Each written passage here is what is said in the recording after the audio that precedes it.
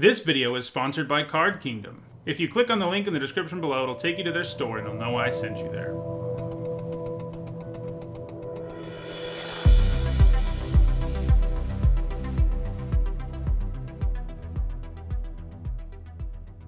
Hi everyone, I'm NIGHTHAWK, and it's Friday, so that means it's time for another MTG Top 10, the series where I rank cards based on their historical performance at Magic's highest level of competition. This time around, we're looking at French vanilla creatures.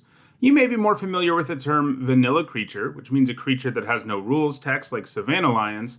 Well, a French vanilla creature is one that only has keyword abilities. French vanilla cards on the whole have a hard time being really successful. There are 921 of them in all, and only about 8% of them have at least 1 point using my system. Most French vanilla creatures are just solid limited playables, and not much else. For a French vanilla creature to be successful, it generally has to have a bunch of different keywords, be super efficient, or both, and that's what we will see bear out on this list for the most part. Alright, before we get into the 10 French vanilla creatures that have made the biggest impact on competitive Magic, here's a quick reminder on how I score cards in these videos. A top 8 at a Pro Tour, Players Tour, Mythic Championship, Mythic Invitational, Legacy or Vintage Championship is worth 2 points, and a top 8 at a Grand Prix or Magic Fest is worth 1 point. At number 10, it is Vampire Nighthawk. The Nighthawk is a French vanilla creature that gets its power from having 3 different keyword abilities: Lifelink, Flying, and Death Touch, and they all go together pretty well. Lifelink and Flying together is a great way to outrace your opponent on damage, since the Nighthawk will create a 4-point gap in life every time it hits your opponent. Death Touch means that interacting with the Nighthawk in combat isn't going to be easy, and at the very least your opponent will have to use up a card.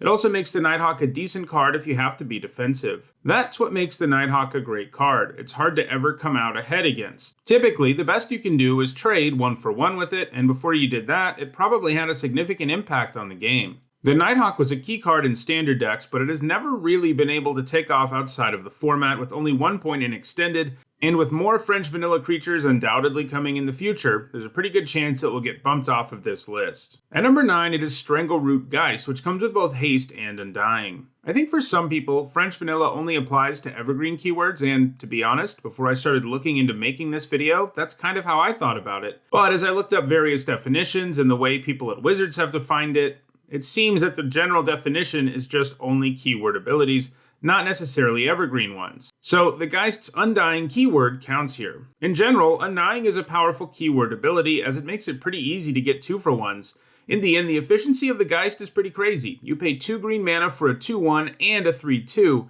and sure, you don't get them at the same time, but that's still pretty awesome, especially when you throw haste into the mix. STRANGLEROOT Geist gained all of its points in block and standard aggro decks. At number 8, it is CLOUDFIN RAPTOR, which comes with both Flying and Evolve. It only starts out with 0 power, but it can grow very quickly thanks to Evolve, and it can put that increasing size to good use thanks to Flying.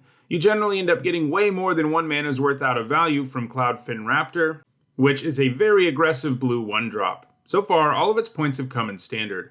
At number 7, it is MIRRAN CRUSADER. A 3-mana 2-2 tends to need to do a whole lot to overcome a lack of efficiency, and the Crusader certainly delivers there, thanks to double strike and protection from 2 different colors. It was featured in both main decks and sideboards while it was in standard, primarily in aggro decks. The Crusader's protection was a big deal in the right matchup, as a 2-2 unblockable double striker that is immune to removal is obviously quite good. Some key cards that couldn't do anything to stop the Crusader included Huntmaster of the Fells and Primeval Titan.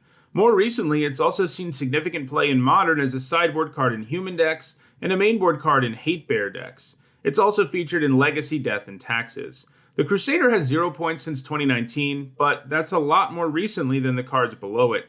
It will probably do enough to stay on this list going forward. At number 6, it is GURMAG Angler, the only card on this list that only has a single keyword ability. Everything else on it has 2 or more. The one keyword ability that the Angler has is pretty impressive though, as Delve makes it pretty easy to cast the Angler as a 1-mana 5/5 in non-rotating formats where it's easy to load the graveyard. In standard, decks couldn't do it quickly enough, so the Angler has no points there, but in Modern and Legacy, it's seen some significant play. In Modern, it was played in decks like Death Shadow and Hollow One, both of which already have a game plan that involves throwing stuff in the graveyard.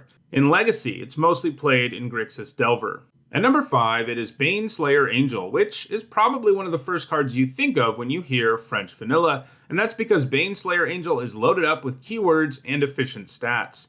With Baneslayer, you get a 5-mana, 5/5 with flying, first strike, and lifelink, not to mention protection from demons and dragons. Baneslayer provides a frightening finisher that will be able to put the game out of reach for many opponents with just a couple of swings. The Angel was part of the Coblay deck that dominated Standard back in 2011, and it didn't see a ton of play after various bannings weakened the deck. She also picked up some points in Extended Zoo and Blue-White Control. In Modern, the Angel has been played primarily in sideboards as a card that can help a deck stabilize against aggro. Baneslayer Angel actually got a reprint in Core Set 2021 and is legal in Standard right now, and while she has been featured in a few decks to get top 16s and top 32s at Premier events, she actually doesn't have any points as a result of that printing. She doesn't seem super likely to add to her score a ton, but it would be a little bit of a shock if she didn't gain any points in Standard this time around.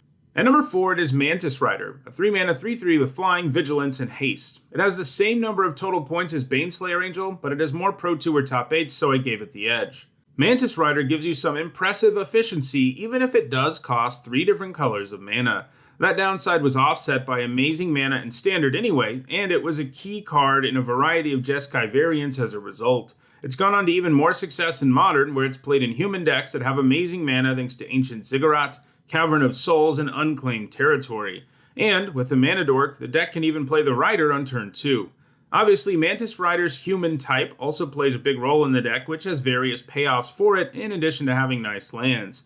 Mantis Rider is going to continue to move up this list going forward. At number 3, it is BLOODBRAID Elf, which comes with haste and Cascade. Cascade is super powerful and gives you 2 cards for the price of 1, which is especially nasty when attached to a haste creature who can also do damage right away. Even if it just let you play a 1-mana spell for free, you're doing a pretty good job, and that's really the worst case scenario. In Standard, Extended, and Modern, its most frequent home was in Jund mid-range decks. In Standard, you could cascade into nasty stuff like Sprouting Thrinax or Terminate, and in Modern, the ideal thing to hit on your cascade was Liliana of the Veil. Someone playing a BLOODBRAID Elf and a Liliana on turn 3 or 4 was such a back-breaking combination that BLOODBRAID Elf found itself banned in Modern in 2013. The Elf was unbanned in February of 2018, and since then it's been played once again in, you guessed it, Jund decks. BLOODBRAID Elf continues to add to its score and could be in contention for the number 2 spot on this list in the long run. At number 2, it is Street Wraith, which comes with cycling and Swamp Walk. Street Wraith is not an efficient creature in the least, but its ability to cycle for no mana is incredibly good. Paying life instead isn't much of a downside. The Wraith is an interesting card to look at in terms of its history, because when it came out, people didn't really play it. It gained 0 points in both block and standard, and while it saw a tiny bit of play in Vintage, people kind of just didn't see the point in a card that does almost nothing but cycle. It took the emergence of the Living End deck for people to realize the Wraith might have potential. That deck was filled with cycling creatures, which it would use to rip through the deck looking for a card to cascade into Living End, at which point the opposing board would be blown up and you'd get back the creatures you cycled, like the Wraith. Turns out paying 2 life to draw a card was great in that deck, especially because you would reanimate the creature later on. The Living End deck emerged and extended and also found success in Modern. That deck brought Street Wraith to the attention of people for the first time in a long time, and other graveyard decks started to find uses for it. Another Modern deck it was featured in was Death's Shadow, a deck that really liked to lose life, draw cards, and fill the graveyard, and Street Wraith did all of that. Street Wraith effectively makes your deck 4 cards smaller, which increases the consistency of decks by a not insignificant amount. While Death's Shadow and Living End decks are far and away the decks where the Wraith has done the most in Modern, it's also gained points in Affinity and a Hollow One.